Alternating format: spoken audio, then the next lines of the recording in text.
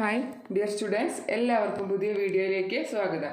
അപ്പോൾ നമ്മൾ ഇന്നലെ തൊട്ടിട്ട് ട്രൈ ചെയ്തിട്ട് കിട്ടിയിട്ടുണ്ടായിരുന്നില്ല ഇതൊന്ന് ഫസ്റ്റ് അലോട്ട്മെൻറ്റ് എങ്ങനെ നമുക്ക് ചെക്ക് ചെയ്യാം എന്നുള്ളതും, അലോട്ട്മെൻറ്റ് ലെറ്റർ എങ്ങനെ പ്രിൻ്റ് എടുക്കാം എന്നുള്ള കാര്യങ്ങളൊക്കെ, പിന്നെ അലോട്ട്മെൻറ്റ് ലെറ്റർ എങ്ങനെയാണ് ഫില്ല് ചെയ്യുക, നിങ്ങളുടെ ലാസ്റ്റ് റാങ്ക് എങ്ങനെ ചെക്ക് ചെയ്യാം തുടങ്ങി നമുക്കൊന്നും ഇന്നലെ ചെക്ക് ചെയ്യാൻ പറ്റിയിരുന്നില്ല. അപ്പോൾ ഇപ്പോൾ ഞാൻ രാവിലെ നോക്കുമ്പോൾ സൈറ്റ് കയറിയിട്ടുണ്ട്. എന്തായാലും നമുക്കൊന്ന് ട്രൈ ചെയ്ത് നോക്കാം.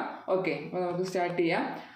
ഞാനപ്പോൾ നമ്മുടെ അഡ്മിഷൻ്റെ സൈറ്റിലൂടെ കയറിയിട്ട് ഇപ്പോൾ പാസ്വേഡ് അടിക്കുന്നതിലേക്ക് കാൻഡിഡേറ്റ് ലോഗിനാണ് എത്തി നിൽക്കുന്നത്. ദെൻ യൂസർ നെയിം എൻ്റർ ചെയ്യാൻ പോവാണ്.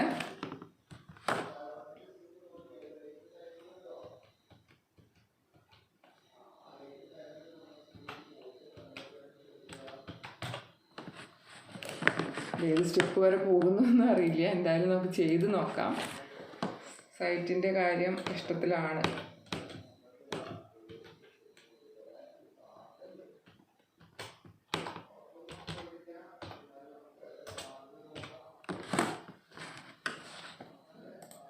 ഒരുപാട് കുട്ടികൾ ഇപ്പോഴും വിളിക്കുന്നുണ്ട്. അവർക്ക് ഇതുവരെ നോക്കാൻ പറ്റിയിട്ടില്ല, പ്രിൻ്റ് എടുക്കാൻ പറ്റിയിട്ടില്ല എന്ന് പറഞ്ഞിട്ട്.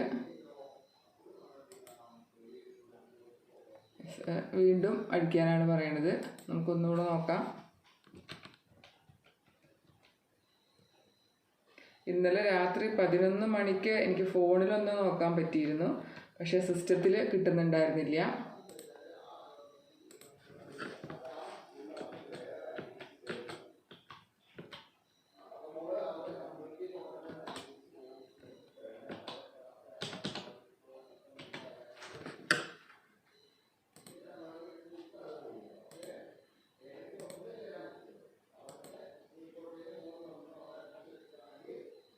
Okay,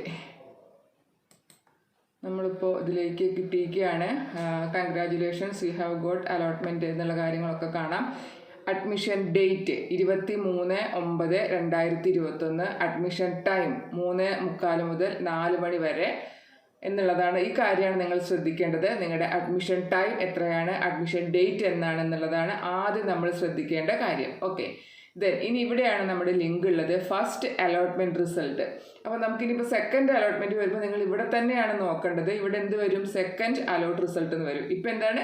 first allot result. Okay, അപ്പോൾ ഞാൻ അതിൽ ക്ലിക്ക് ചെയ്തു. ഓക്കെ, നമ്മൾ നമുക്ക് എന്ത് കിട്ടി? സ്കൂളിൻ്റെ പേരും കോഴ്സ്, ഏത് കോഴ്സിലാണ് കിട്ടിയത്, ഓപ്ഷൻ നമ്പർ, കാര്യങ്ങളൊക്കെ കാണാൻ പറ്റുന്നുണ്ട്. ഇനി നമുക്ക് നെക്സ്റ്റ് നമ്മൾ ചെയ്യേണ്ടത്, അങ്ങനെ അലോട്ട്മെൻറ്റ് കിട്ടിയ ആളുകൾ ചെയ്യേണ്ട അടുത്ത കാര്യം ഇതാണ്. ഇതും കൊണ്ടാണ് നമ്മൾ സ്കൂളിൽ പോകേണ്ടത്. അപ്പോൾ വ്യൂ അലോട്ട്മെൻറ്റ് ലെറ്റർ, അതാണ് നമ്മൾ അടുത്തതായിട്ട് ചെയ്യേണ്ട കാര്യം. അലോട്ട്മെൻറ്റ് ലെറ്റർ കാണാൻ വേണ്ടിയിട്ടുള്ള കാര്യമാണ്. ഓക്കെ, അപ്പോൾ ഇങ്ങനെയാണ് നമുക്ക് കിട്ടുക. ഇതാണ് ഈ 2 പേജുള്ള ഈ ഒരു കാര്യത്തിനെയാണ് നമ്മൾ അലോട്ട്മെൻറ്റ് ലെറ്റർ എന്ന് പറയുന്നത്. ഇനി ഈ അലോട്ട്മെൻറ്റ് ലെറ്ററിൽ നമ്മൾക്ക് കുറേ ഡീറ്റെയിൽസ് ഒക്കെ ഉണ്ടാവും അല്ലേ. അപ്പോൾ ഇതിൽ ഈ first page, to be filled by applicant or parent, കുട്ടിയോ രക്ഷിതാവോ ഫില്ല് ചെയ്യുക, എന്നിട്ട് 2 പേരും അതിൽ സൈൻ ചെയ്യണം. അപ്പോൾ ഇതാണ് പ്രധാനപ്പെട്ട ഒരു കാര്യമാണ്. പിന്നെ ഇത് നിങ്ങൾ പ്രിൻ്റ് എടുക്കുമ്പോൾ ഒരു കോപ്പി എടുത്തിട്ട് പിന്നെ ഒരു കോപ്പി ഫോട്ടോസ്റ്റാറ്റ് എടുത്ത് വെക്കുന്നത് എപ്പോഴും നല്ലതാണ്. അതുകൊണ്ട് നമ്മൾ സ്കൂളുകളിൽ നിന്നൊക്കെ 2 കോപ്പി വേണമെന്ന് പറഞ്ഞിട്ടുണ്ട്. കാരണം നിങ്ങൾക്ക് ഇനി പല സ്കോളർഷിപ്പുകൾക്ക് അപേക്ഷിക്കുമ്പോഴും ഈ ഒരു കാര്യം ആവശ്യമുണ്ട് കേട്ടോ. ഓക്കെ, ക്വാളിഫയിങ് എക്സാമിനേഷൻ സർട്ടിഫിക്കറ്റ് നമ്മൾ ഹാജരാക്കുന്നുണ്ടോ? ഇപ്പോൾ ആരുടെ കയ്യിലും ഒറിജിനൽ ഇല്ലല്ലോ, അപ്പം നോ എന്നുള്ളത് കൊടുക്കുക. ദെൻ രജിസ്റ്റർ നമ്പർ, ഞങ്ങളുടെ SLC രജിസ്റ്റർ നമ്പറാണ് ഇവിടെ കൊടുക്കേണ്ടത്. പിന്നെ TCയും കോൺടാക്ട് സർട്ടിഫിക്കറ്റ്, സ്കൂളിൽ നിന്ന് കിട്ടിയതാണ് TCയും ഈ സ്വഭാവ സർട്ടിഫിക്കറ്റ്, അതാണ് കോൺടാക്ട് സർട്ടിഫിക്കറ്റ് എന്ന് പറയുന്നത്. അത് നമ്മൾ വെക്കുന്നുണ്ടോ? നിർബന്ധമായിട്ടും ഒറിജിനൽ ഉണ്ടായിരിക്കണം. സോ S ആണ് അവിടെ കൊടുക്കേണ്ടത്. ദെൻ TCയുടെ അതിലുള്ള നമ്പറും, TC നമ്പർ ഉണ്ടാവും അതിൻ്റെ മുകളിൽ. ആ TC നമ്പറും TC ഇഷ്യൂ ചെയ്ത ഡേറ്റ് അതും ആ TCയിൽ ഉണ്ടാവും. അത് നോക്കിയിട്ട് അത് 2 കാര്യങ്ങളും ഇവിടെ കൊടുക്കുക. ദെൻ കേരളത്തിൽ നിന്നല്ലാത്ത കുട്ടികൾക്കാണ് മൈഗ്രേഷൻ സർട്ടിഫിക്കറ്റിൻ്റെ ആവശ്യം. ഇക്വലൻസി എഴുതിയ കുട്ടികളാണെങ്കിലാണ് ഇക്വലൻസി മീൻസ് മറ്റുള്ള സ്കീമുകളിൽ പഠിച്ചിട്ട് അതിന് ഇക്വലൻസി ഒക്കെ വാങ്ങിയവർ, അങ്ങനത്തെ കേസുകളിൽ മാത്രമേ ഉള്ളൂ. സോ ഈ 2 എണ്ണവും സാധാരണ നമ്മുടെ ഇവിടെ സ്റ്റേറ്റ് സിലബസിൽ ഈ വർഷം പഠിച്ച് പരീക്ഷ ചെയ്ത കുട്ടികൾക്ക് ഇത് 2ഉം ബാധകമല്ല. Then undertaking in prescribed format. ഇത് ഇനി വേണ്ടത് CBSE പാസ്സായ ബിഫോർ 2018 മുൻപ് CBSE പാസ്സായ കുട്ടികൾക്ക് മാത്രമാണ് 5ാമത്തെ കാര്യം. ഓക്കെ. ദെൻ 6ാമത്തെ വെദർ അറ്റാച്ച്ഡ് ആധാർ. ആധാറിൻ്റെ കോപ്പിയെ നിങ്ങൾ അറ്റാച്ച് ചെയ്യേണ്ട ആവശ്യമുള്ളൂ. അതുണ്ടെങ്കിൽ യെസ് എന്ന് കൊടുക്കുക, ഇല്ലെങ്കിൽ നോ എന്ന് കൊടുക്കുക. ഇവിടെ ആധാർ നമ്പറാണ് കൊടുക്കേണ്ടത് കേട്ടോ, Aadhaar number. Other certificates produced for admission. നിങ്ങൾ അഡ്മിഷന് വേണ്ടി ഹാജരാക്കുന്ന മറ്റ് സർട്ടിഫിക്കറ്റുകൾ എന്തൊക്കെയാണ്? ഇവിടെ NCC ഓർ സ്കൗട്ട് ഗൈഡ്, രാഷ്ട്രപതി പുരസ്കാർ ഓർ രാജ്യ പുരസ്കാർ. നിങ്ങൾക്ക് ഇതിൽ എന്താണ് നിങ്ങളിവിടെ ഹാജരാക്കുന്ന സർട്ടിഫിക്കറ്റ് എന്താണെന്നുള്ളത്.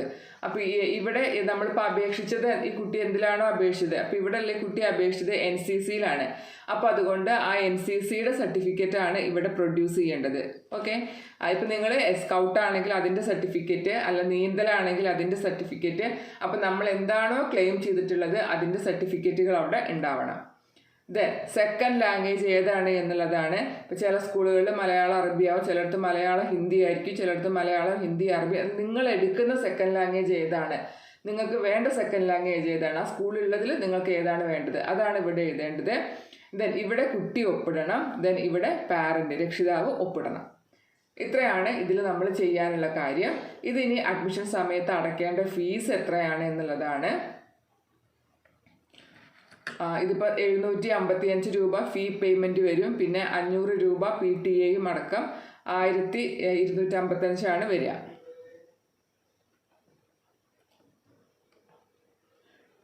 ഇനി ക്വാളിഫയിങ് എക്സാമിനേഷൻ രജിസ്റ്റർ നമ്പർ, നമ്മളിപ്പോൾ പറഞ്ഞ SLC രജിസ്റ്റർ നമ്പർ തന്നെ. Month and year of pass 2021 March. Category, ഏത് കാറ്റഗറിയിലാണ് നിങ്ങളുടെ കാറ്റഗറിയാണ് എഴുതേണ്ടത്. നിങ്ങൾക്ക് അലോട്ട്മെൻറ്റ് കിട്ടിയ കാറ്റഗറി ഏതാണെന്നുള്ളതാണ് ഇവിടെ എഴുതേണ്ടത്. അപ്പോൾ ഇതൊരു സംശയം വരാം. ഇപ്പോൾ കുട്ടികൾ ചോദിക്കുന്നുണ്ട്, ഞാൻ ഇന്നൊരു കാറ്റഗറിയിലാണ് പക്ഷേ എനിക്ക് അലോട്ട്മെൻറ്റ് കിട്ടിയത് ജനറൽ കാറ്റഗറിയിലാണെന്നൊക്കെ. അപ്പം നമ്മുടെ ഈ കാറ്റഗറി എന്ന് പറയുമ്പോൾ നമ്മളിപ്പോൾ മുസ്ലിമാണോ, ഈഴവേലാണോ, അല്ലെങ്കിൽ ജനറൽ കാറ്റഗറി, അതായത് നായർ അങ്ങനെയുള്ള കാറ്റഗറിയാണോ, അത് നമ്മുടെ കാസ്റ്റ് ആൻഡ് കാറ്റഗറിയിൽ അതാണ് ഇവിടെ എഴുതേണ്ടത്. ഇവിടെ നമുക്ക് അലോട്ട്മെൻറ്റ് കിട്ടിയത് ഏത് കാറ്റഗറിയിലാണ് അതറിയാൻ വളരെ എളുപ്പമാണ്. നിങ്ങൾ ഇവിടെ ഒന്ന് നോക്കിയാൽ മതി. ഇതാണ് അലോട്ടഡ് കാറ്റഗറി. ഇവിടെ ജനറൽ എന്നാണെങ്കിൽ നിങ്ങൾക്ക് റിസർവേഷൻ്റെ ബേസിലല്ല, നിങ്ങളുടെ മാർക്കിൻ്റെ അടിസ്ഥാനത്തിൽ മെറിറ്റിലാണ് അഡ്മിഷൻ കിട്ടിയതാണ് അർത്ഥം ഇവിടെ ജനറൽ ആണെങ്കിൽ. അപ്പോൾ ഇതാണ് അലോട്ടഡ് കാറ്റഗറി. മറ്റേ നിങ്ങളുടെ കാസ്റ്റ് ആൻഡ് കാറ്റഗറി എന്താണോ അതാണ് ഈ ആദ്യം പറഞ്ഞ ഈ കാറ്റഗറി കേട്ടോ. അതാണ് ഈ 2 കാറ്റഗറികൾ. All other details such as grade details, bonus point details in the allotment slip claimed by the applicant. അതായത് നിങ്ങൾ എന്തൊക്കെ കാര്യങ്ങളാണോ ക്ലെയിം ചെയ്തിട്ടുള്ളത് അതിൻ്റെ എല്ലാം സർട്ടിഫിക്കറ്റുകൾ നിങ്ങൾ പ്രൊഡ്യൂസ് ചെയ്യണം. അപ്പോൾ ഇത് ഫില്ല് ചെയ്യാൻ മനസ്സിലായല്ലോ. ഇത്രയും ഡാറ്റാസാണ് നിങ്ങൾ ഫില്ല് ചെയ്യേണ്ടത്. ഇത് നിർബന്ധമാണ്, സ്കൂളിൽ വെക്കാൻ വേണ്ടി മാത്രമല്ല, നിങ്ങളുടെ സ്കോളർഷിപ്പ് കാര്യങ്ങൾക്കൊക്കെ ഇത് ആവശ്യമായിരിക്കും. ഓക്കെ. അപ്പോൾ നിങ്ങളുടെ ബാക്കി ഇതാണ് നമ്മുടെ ഫ്രണ്ട് ഭാഗം. ഇതിൽ നിങ്ങളുടെ ഗ്രേഡും പോയിന്റും കാര്യങ്ങളൊക്കെ ഉണ്ടായിരിക്കും. ഇതാണ് നിങ്ങൾക്ക് അഡ്മിഷൻ കിട്ടിയ സ്കൂള്. അതിൻ്റെ അടിയിൽ നോക്കൂ നിങ്ങൾ, സെക്കൻഡ് ലാംഗ്വേജസ് അവൈലബിൾ എന്തൊക്കെയാണ്, മലയാളവും ഹിന്ദിയുമാണ്.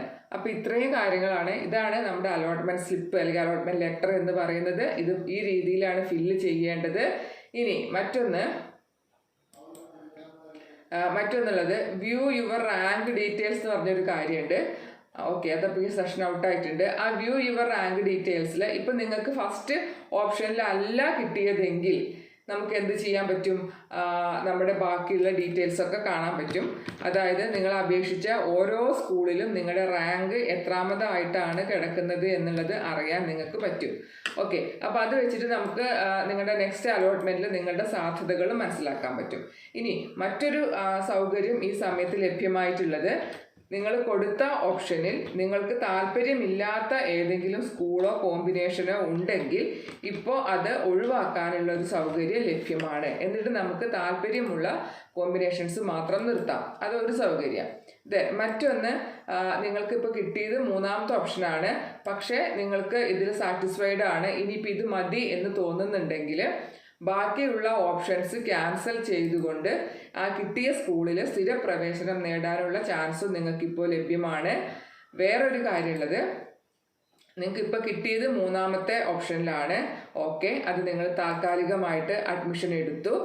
പക്ഷേ നിങ്ങൾക്ക് സെക്കൻഡ് അലോട്ട്മെൻറ്റിന് വേണ്ടി നിങ്ങൾ വെയിറ്റ് ചെയ്തു. പക്ഷെ സെക്കൻഡ് അലോട്ട്മെൻറ്റ് കിട്ടിക്കഴിഞ്ഞപ്പോൾ എനിക്കത് വേണ്ട, ഫസ്റ്റ് അലോട്ട്മെൻറ്റിലെ സ്കൂൾ തന്നെ മതി എന്ന് പറഞ്ഞാൽ നമുക്കിപ്പോൾ രക്ഷയില്ല എന്നുള്ള കാര്യം മനസ്സിലാക്കുക കേട്ടോ. അതുകൊണ്ട് നന്നായിട്ട് ചിന്തിക്കുക. നിങ്ങളുടെ ഏതെങ്കിലും ഓപ്ഷൻസ് ഒഴിവാക്കണമെങ്കിൽ കിട്ടുന്ന അവസാന ചാൻസാണ് ഇത്. അപ്പോൾ ഈ കുട്ടി ഫസ്റ്റ് ഓപ്ഷനിൽ തന്നെ കിട്ടിയ കുട്ടി ആയതുകൊണ്ട് ബാക്കിയുള്ള കാര്യങ്ങളൊന്നും നമുക്കിപ്പോൾ കാണാൻ പറ്റില്ല. അതേസമയം നിങ്ങൾക്ക് ഫസ്റ്റ് ഓപ്ഷനിലല്ല കിട്ടിയതെങ്കിൽ ബാക്കിയുള്ള ഓപ്ഷനുകളിൽ നിങ്ങളുടെ നിങ്ങളുടെ റാങ്ക് എത്രയാണ്, അവിടെ അഡ്മിഷൻ കിട്ടിയ കുട്ടിയുടെ ലാസ്റ്റ് റാങ്ക് എത്രയാണോ ഒക്കെ കാണാനുള്ള ചാൻസ് ഉണ്ട്. ഓക്കെ, അപ്പോൾ ഇതൊക്കെ ഉപയോഗപ്പെടുത്താം. അപ്പോൾ ഇത്രയും കാര്യങ്ങളാണ് ഷെയർ ചെയ്യാനുള്ളത്. Thanks for watching. ബൈ.